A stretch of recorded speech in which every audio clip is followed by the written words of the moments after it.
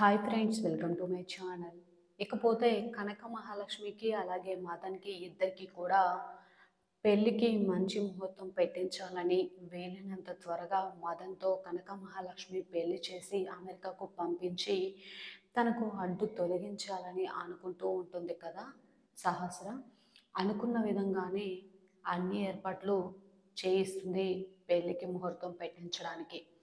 కనక మహాలక్ష్మి ఎంత చెప్పినా కూడా వినిపించుకోకుండా సహస్ర మాత్రం ఎలాగైనా లక్ష్మికి మదన్కి పెళ్లి చేయాలని చూస్తుంది.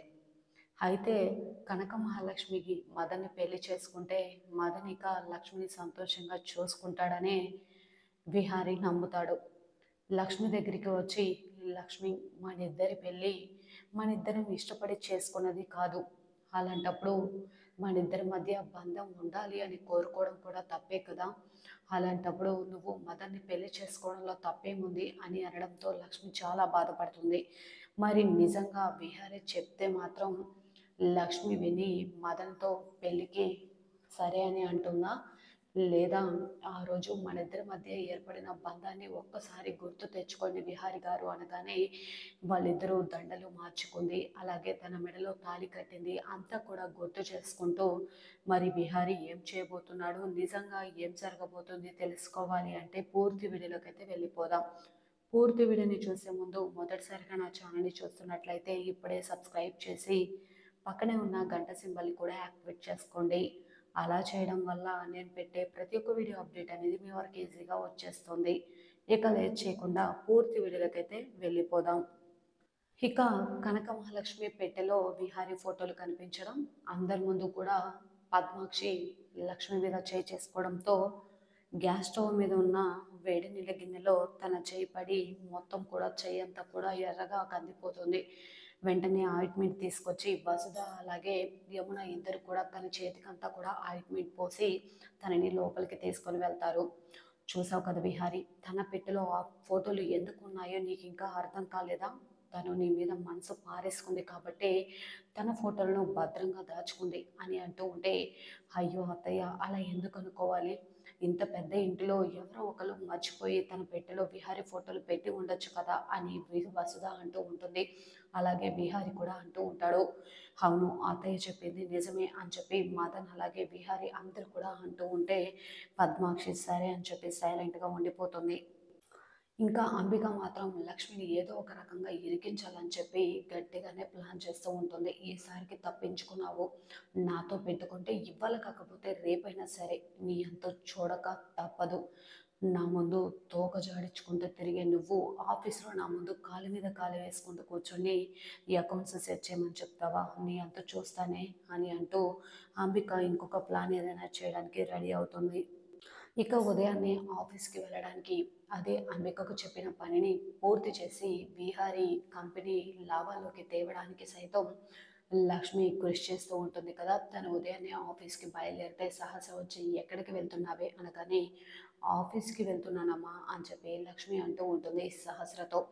ఆఫీస్ లేదు ఏమీ లేదు, నువ్వు ఎక్కడికి వెళ్ళాల్సిన అవసరం లేదు, నువ్వు ఈ రోజు నుంచి ఆఫీస్కి రావట్లేదని చెప్పి బావకి అత్తయ్య ఇద్దరికి కూడా చెప్పేశాను. నువ్వు ఇంట్లోనే ఉండు, నువ్వు అడుగు బయట పెట్టాలి అంటే నేరుగా ఇక మదన్తో పెళ్లి చేసుకోవడానికి కళ్యాణ మండపానికి మాత్రమే అయి ఉండాలి అని ఈ విధంగా అంటూ ఉంటే, అయ్యో సహస్రమ్మ నా మాట వినండి, చాలా అర్జెంట్ వర్క్ ఉంది అనగానే, అవునా నువ్వు చాలా అర్జెంట్ వర్క్ ఏమి ఎలగబెట్టేది లేదు, ఆఫీస్కి వెళ్ళాల్సిన అవసరం లేదని చెప్పాను కదా అని అంటూ ఉంటుంది సహస్రం.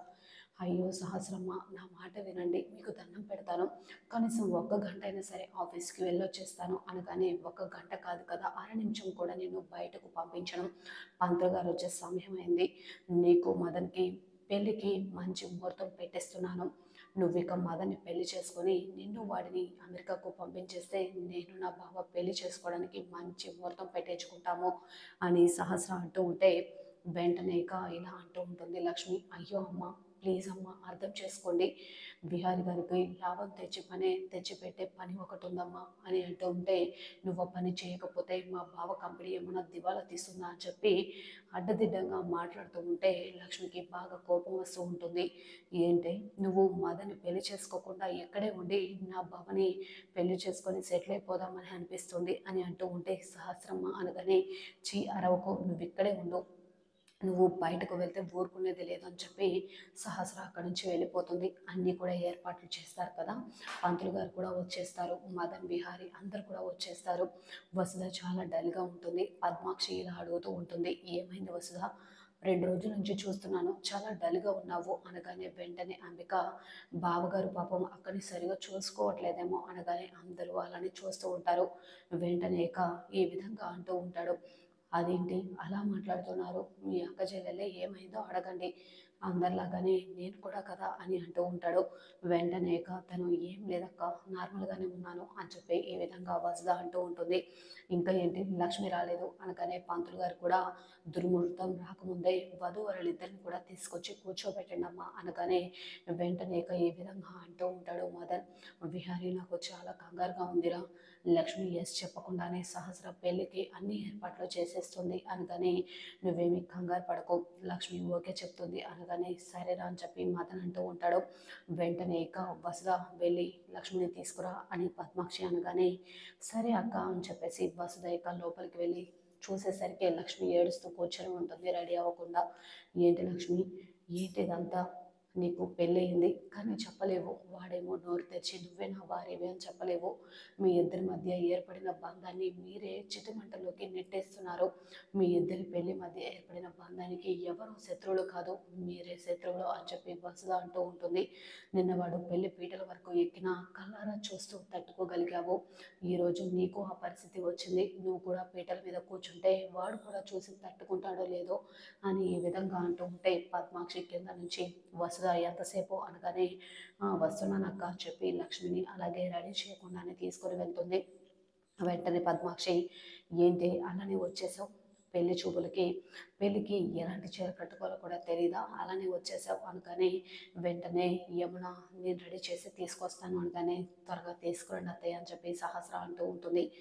సరే అమ్మా అని చెప్పి వెంటనే ఇక యమున లోపలికి తీసుకొని వెళ్ళి, ఏంటమ్మా అలానే వచ్చేసావు చీర కట్టుకో అనగానే క్షమించండి అమ్మా, నేను ఈ పెళ్లి చేసుకోలేను, నాకు పెళ్ళైందని మీకు తెలుసు, అయినా నన్ను ఎందుకు పెళ్లి చేసుకోమంటున్నారు, నా భర్త ఉన్నాడు కదమ్మా అనగానే ఎక్కడున్నాడు నీ భర్త, నువ్వు ఇంకా నిన్ను తాళి కట్టి మధ్యలోనే వదిలేసి వెళ్ళిన భర్త గురించి ఆలోచిస్తున్నావు, కానీ నీ తాళి కట్టి నిన్ను వదిలించుకొని వేరే అమ్మాయిని ఎక్కడో పెళ్లి చేసుకొని సెటిల్ అయిపోయి ఉంటాడు, అలాంటి మోసగాడు గురించి ఎందుకు ఆలోచిస్తున్నావు అని చెప్పి యమున అంటూ ఉంటే, అతను మోసగాడు కాదమ్మా, పరిస్థితులు అనుగుణంగా ఇదంతా చేస్తున్నారని చెప్పాను కదా అని అంటూ ఉంటే, నువ్వు తనని ఎంత వెనకేసుకొచ్చినా సరే నా మాట అంటే గౌరవం ఉంటే నువ్వు పెళ్లి చేసుకోవాల్సిందే అనగానే, మీరంటే నాకు చాలా ఇష్టం అమ్మా, మీరు నా పాలిట దేవత అయినా కూడా మీ మాట కాదంటున్నానని అనుకోకండి, నేను ఈ పెళ్లి చేసుకోలేనని చెప్పి చెప్పేస్తుంది. ఇక వెంటనే యమున కూడా తనని తీసుకురాపోయేసరికి విహారి వచ్చేస్తాడు. విహారి వచ్చి లక్ష్మికి సర్ది చెప్పి మరి మదన్తో పెళ్లికి ఒప్పిస్తాడా, మరి లక్ష్మి మాట విని విహారీ ఇక తనతో పెళ్లి చూపులు ఆపేయబోతున్నాడా, మరి నిజంగా ఏం జరగబోతుంది?